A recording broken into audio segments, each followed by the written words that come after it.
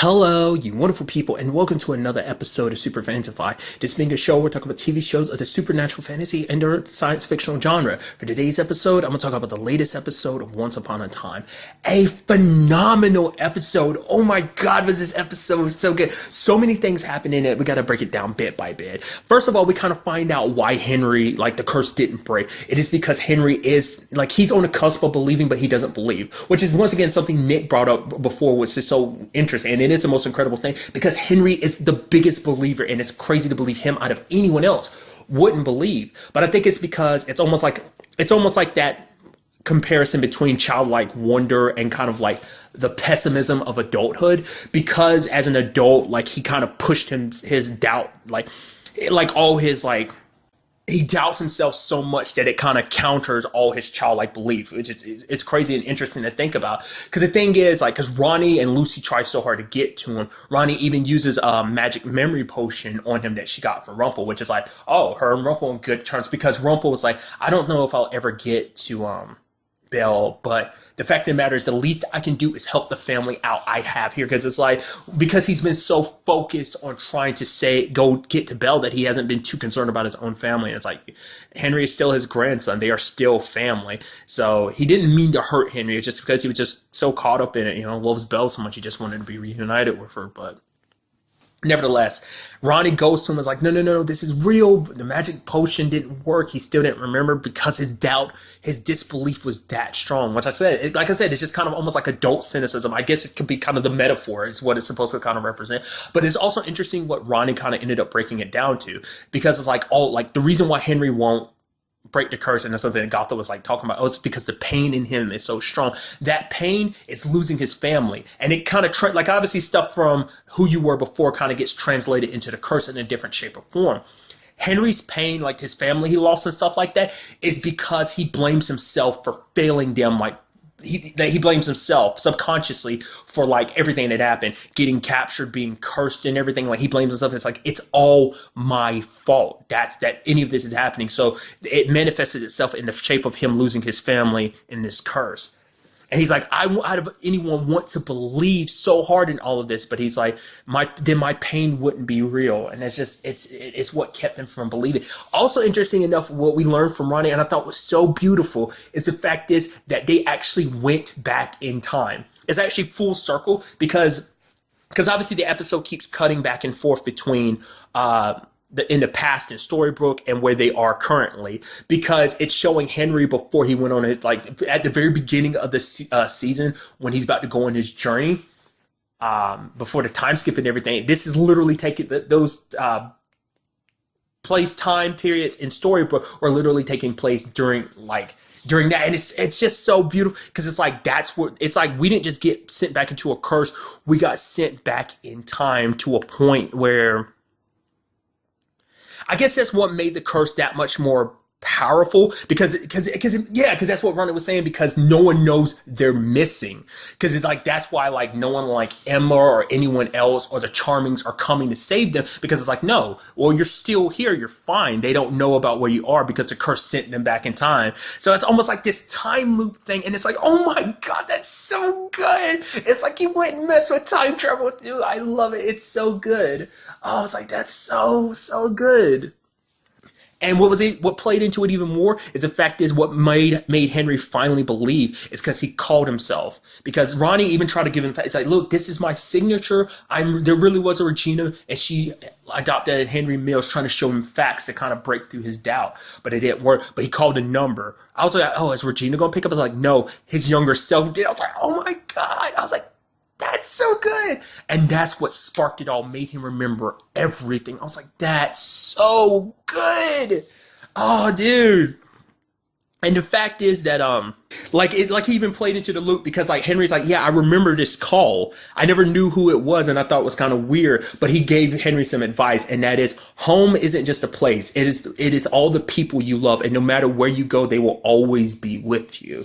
And that's something that he had forgotten. He'd gotten so caught up in everything, his pain and stuff like that, that is advice that he had gotten at that time, which obviously was another version of him in the future, kind of well, technically it's future him, but in the past.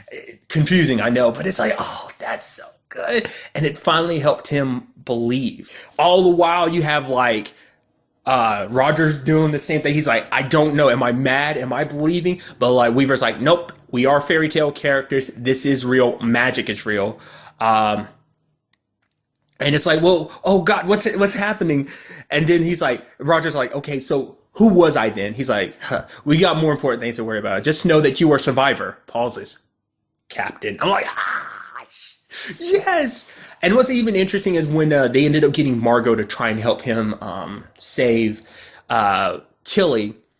And I did like the fact is that Alice shrunk him. I was like, okay, that's very befitting. I was also kind of sad too with the whole tree things too. Like all the witches got turned into trees. Like it was almost like their reward for doing what they did. Because it is almost like biblical, like I said, with what Gothel was trying to do, wipe out all the humans, punishing them for what they've done and kind of making things be where they were. And Alice was on the verge, even Margot's voice couldn't reach her.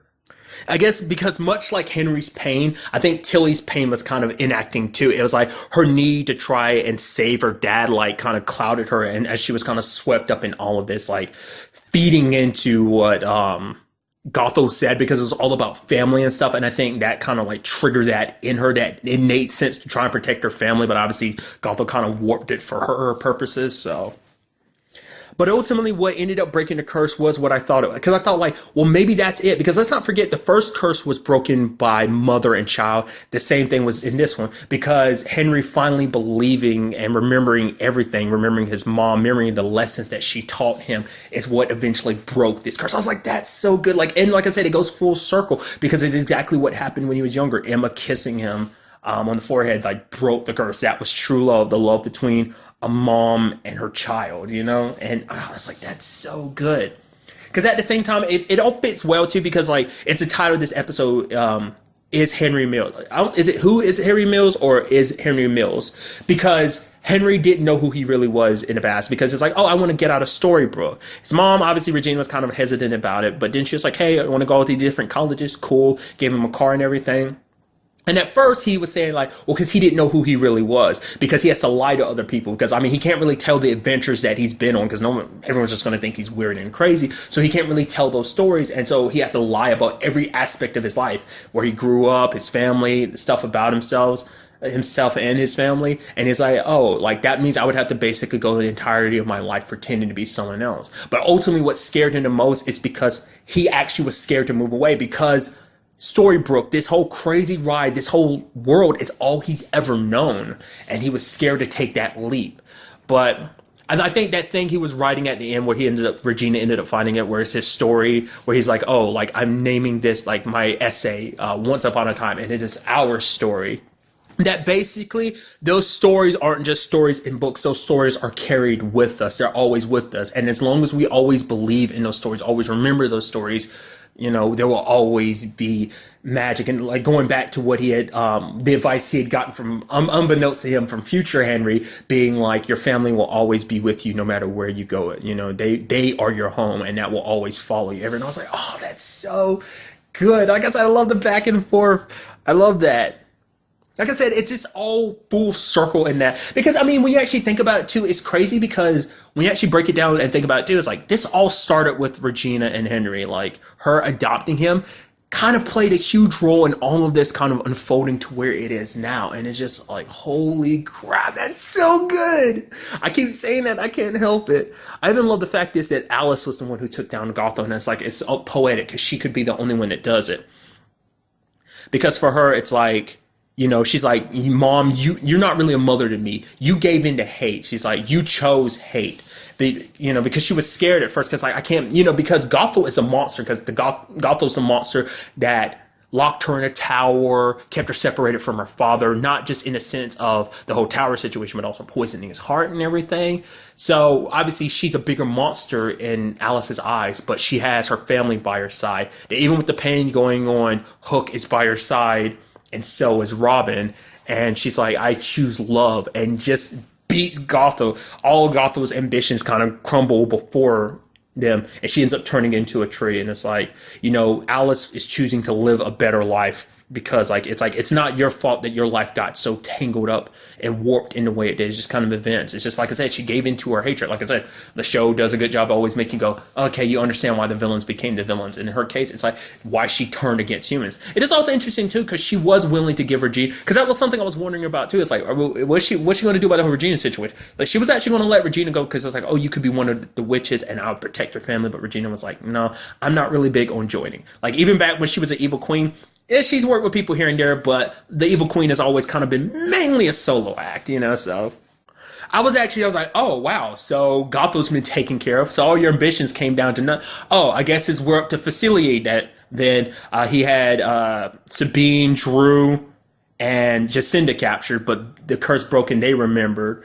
So, and sadly that does mean that Tiana and Naveen are going to get together. I was like, oh man, because I was thinking maybe her and Hook. That's what I was kind of thinking. But I guess like when it's all said and done, like Hook has Alice, so that kind of works out for that, so it's just good. The looks between them made me kind of think there was always going to be a thing. I mean, maybe eventually that was going to be a possibility later on down the road, but I mean, that's what ifs, so we're kind of dealing with what is, so. It's actually kind of interesting too, like because I feel like it is a situation where we never got to fully explore this, because it is mostly about the meals and everything, and that kind of fits the season and everything. But it's like we don't know all the other people that are in town that are cursed too. We never actually got to really know a lot of them. Like I think out of the main circle, the only people we really got to know were like Drew was kind of like the only one, I think. So like everyone else that might be cursed there, it's not like we really know. The only cursed people we got to know were the ones from like, Storybrooke. So it's just kind of interesting when you actually think about it like that. But you even had, that moment where Facilier like almost had it all, and then like you have, Rumple finding that book of him and Belle and their stories and everything, and he was about to strangle him, Facilier, but he didn't do it because because that's not what Belle would want. So he's trying to do the right thing, and lo and behold, it's like, oh, Facilier is like, oh, he's got it all. I was like, what he's got now? He gets stabbed up, like, who just stabbed? What? And it's like, lo and behold, who is it? The Dark One himself. I'm like, wait, what? I was like, what? Did he split? And it's like, oh, did you think a wish roll would keep me? I was like, your wish, Rumple? What? That's crazy. Didn't expect that to be the case. So I guess it kind of makes sense for this to be the conclusion too. Which is kind of sad because it's like everyone had their ambitions, and then just like that, their ambitions failed. It's like, oh, Gotham, she turned into a tree. Facilier got killed. So, because I was halfway expecting him to summon up the dagger and then like, oh, I got you. And it's like, oh man, like I thought that's what it was supposed to be, because I was like, oh, I thought he was going to be reaching for it, but he didn't. I was like, why didn't you? Oh. So, because I don't think he was the one that stole it. Wish Rumple was. I guess now that magic's back and the curse is broken, he could slip into this world. Maybe the curse kept him from, or maybe he's actually been hidden here the entire time, because we do know that Alice was trying to protect, being the guardian, she was trying to protect it from someone. I just assumed it was Gothel or Facilier, but who's to say she wasn't protecting it from the Dark One, which technically it's not his dagger, but it is still their dagger because it's got his name on it. And even though he's Wish Rumple, I think the rules kind of, it's a loophole, so the dagger can be his. But I wasn't expecting that. But I guess, like I said, it makes sense because now it's going back full circle, because now Rumple is going to have to confront his dark side once and for all. And this might end up being the road leading him to Belle. I have no idea. Also, too, I'm blanking on this. I meant to bring this up earlier. I always thought it was kind of a fascinating thing for Henry to bring up. He was like, yeah, because he always kind of felt like an outcast, too, when he was younger. Because it's like, well, he's kind of a weirdo amongst, like, everyone in town as well as his friends. Because everyone in Storybrooke is from the Enchanted Forest, even his mom. So it's like, oh yeah, like someone's for, like, he's the only real person. He's the only one from this world, So it kind of makes, it's something I never even thought about either. It's like, holy crap. I guess that kind of also makes him, like, what also makes him so special too. So with everything kind of being what it is, I guess it also makes sense of him having the author abilities when you actually break it down like that. Him being the only person from this world, kind of making him different from, like, his family and everyone else around him. I don't know. It was just something I remember writing in my notes. I had to check, and that was something I also wanted to comment on too. It's like that never clicked in my head until he said that this episode. Like I said, a beautiful, just phenomenal episode from top to bottom. Almost seems like everything's good. Everyone's reunited. The curse is broken. But like I said, we still got to deal with Rumple, Dark Rumple in particular. next week's episode is the two-part series finale. Won't lie to you, I am a little sad, but at the same time, I'm so excited to see how this series wraps up. It's going to be interesting. Makes you wonder, I'm kind of wondering, will any of Henry's author abilities kind of pop up? He doesn't. There was the one time he used them. Wasn't that back in like season 4? He used them, I think. Like, it's obviously because of how powerful those abilities are, you won't really use them, but it might be something he needs to use ultimately in the end. We'll ultimately see, like, what happens, like, where the whole showdown happens. Will it be in a different world? Will it be in this world? What's going to happen? Like I said, magic is back, so no holds bar, like I said, it's going to be this grand finale, and I'm super excited to see what goes down, so. But really, that's all I want to talk about in this episode. Till the next time we meet, be happy, be safe, live life to the fullest, and enjoy it. Good day and goodbye.